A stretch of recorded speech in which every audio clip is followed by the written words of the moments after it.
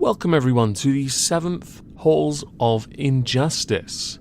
Today we are going to be revisiting somebody that we have in fact got an entire playlist on, and it should be quite interesting to see what has since transpired since we last covered them. I should point out now there are not as many videos as there were done by, for example, Joy Sparkles or now Repzion on Gregory Jackson, aka The Onion. Before we get into that though, I'm going to shill two things because why not? I have created an Etsy. It is linked below. I am intending on adding more things in the future, but I'm just working things out.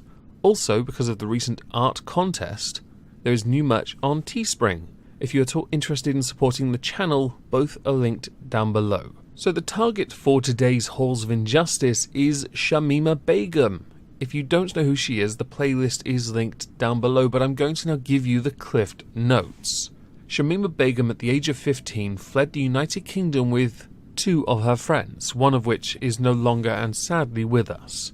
They both fled to Syria through Turkey, where upon surrendering their British passports, they were then married off. Shamima married a Dutch jihadi, and they went on to have 3 children together, all of whom are sadly no longer with us. The more recent one was in fact used as a way of trying to get Shamima back into the United Kingdom. We'll get to that in a moment. Shamima became one of the jihadi morality police, and believed and justified for quite a while the Manchester bombing attacks because of attacks happening in Raqqa. Right.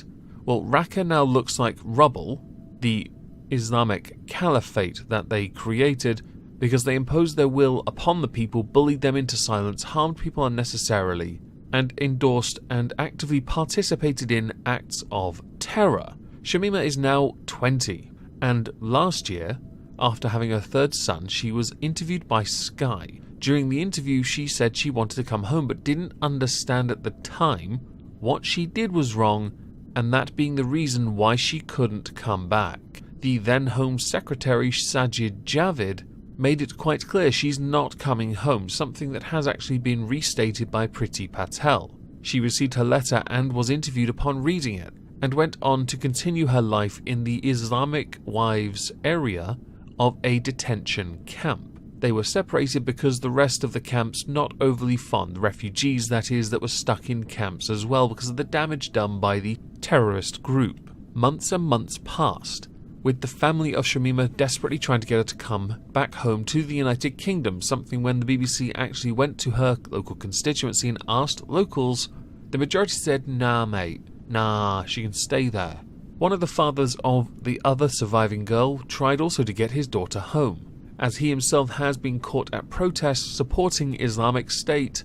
No, definitely not. My view back then, and was always, and will always be, that children are innocent in all of this. The adult decision made by the moron, regardless of how groomed they were, is their load to bear, their consequence. The child should not be affected, and unfortunately because the child passed, the child was never given the life the child deserved. That being Shamima's 3rd one, the other 2 had already passed before then because, in the Islamic Caliphate, they didn't have medicine or enough food. Shocker, I know. Who would have believed it? Shamima lost her UK citizenship, which many believed made her stateless, an argument made by her lawyer as well. But that's not the case. In fact, Shamima holds dual citizenship with Bangladesh. Now, unfortunately for her, Bangladesh have also said, nah mate, she can stay out man. Nah. Which means she believes she thinks she's stateless, something reiterated many times by her somewhat controversial lawyer. I say somewhat controversial because he backs a lot of those ex-Islamic State Muslims, who paint a rather stark picture and show no remorse.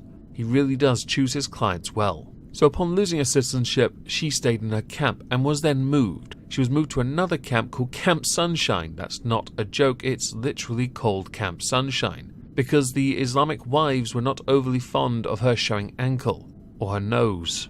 There's a fetish, you know. At this new detention camp, she has access to television. Congratulations, you now get to watch cartoons, because at the age of 20, and being stuck in a detention camp, what you really need to take your mind off everything, it is Rugrats and Hollyoaks. No anime for you. Eventually, many months had passed, and Shamima indicated she finally understood where she went wrong and started to show guilt. Granted, the majority of us, let's say 110% of us, including herself, don't believe her for a second. So she continues in her fight to be allowed to come back to the United Kingdom, something which up until recently there was no news of, because it was going through a court of appeals, to have her citizenship given back, repatriated as it were, because, and the argument was, she's stateless, yo, in its swag. Not because she's a bad person who's committed crimes in that country and should face trial and justice in the relevant country, which is exactly what she should do. I'm sure all of you agree with that. I'm sure some of us, though, will start to say she was groomed. In fact, the very person who groomed her also went to Syria and is stuck there. Swings and roundabouts, I guess. My argument and counter to it is, while she was manipulated by somebody, she still went there and then got involved in things and admitted to it, which includes the morality police, and at the time she was an adult. She did, by the way, try and scapegoat her husband, who's also in prison in Syria, who also wants to go home. In fact, she even indicated if she could, they'd both go to the Netherlands because, I don't know, a degree of separation from the UK? Your best chance there is they put you on a canal boat and never let you out of it. Are you sure you want that? I'd like to live on a canal boat. Can someone make that? Make me and a canal boat one. I'd like that. My holiday. I'd like a holiday. Sorry, I deviated. Canal boats are fascinating. So the appeal went to the courts. And this appeal is based on the stateless argument, which is based on international law and is 100% illegal. So how did it go for Shamima Begum? She lost. Yeah, I know. Imagine my shock. Because, well, let's face it, she's not stateless because of her Bangladeshi background. Even though Bangladesh don't want her, it doesn't mean she's lost that citizenship. And it should be noted, she still committed a crime in Syria and therefore should stay in Syria until she has been prosecuted and summarily dealt with. I.e., justice is served, she does her time, and then she can be ejected if they want to eject her, which I'm sure they'll want to eject her because why would they want to keep a terrorist in their country? That means she is more than likely then going to be shipped off to Bangladesh, where she will be an outcast from the offset and will probably end up making those feminism is powerful women strong t-shirts. You know, the ones that are ridiculously expensive but cost absolutely zero to make. Yeah, those. The tribunal, which is led by the Special Immigration Appeals Council, is actually run by Mrs. Justice Elizabeth Lang, who said that the deprivation decision made by the Home Secretary did not render her stateless, with the UK government arguing, and successfully so, that under Bangladeshi law, Shamima Begum is a citizen of Bangladesh by descent, so cannot be made stateless by losing her British citizenship. Daniel Furner, her lawyer, Shamima's lawyer that is, has indicated he will appeal against this decision as a matter of exceptional urgency. To which I say, best of luck, champ. Judge Doran Bloom, when announcing the decision of the tribunal, indicated that the move did not breach the Home Office's extraterritorial human rights policy by exposing Shamima to the real risk of death or inhuman or degrading treatment, with the three conclusions being reached on the preliminary issues.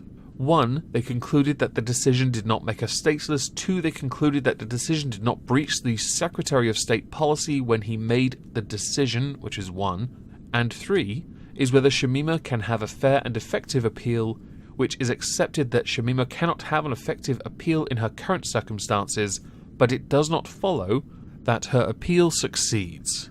Well, this is all turning out to be rather interesting, and I can't wait for the appeal to take place. I'm sure the Supreme Court, when they finally get their hands on this, are going to love it to bits. With this, I am very much interested to know what you all think about this. If you are familiar with the videos I've done so far, I'm sure you can draw a very quick conclusion, one which I am very interested to know about. So please do let me know in the comments below. So, as I'm streaming on Twitch tonight, that's also going to be linked down below. If I don't see you over there tonight, there is a new video on YT Live linked also. I hope you'll have a fantastic Monday, and thank you all for listening.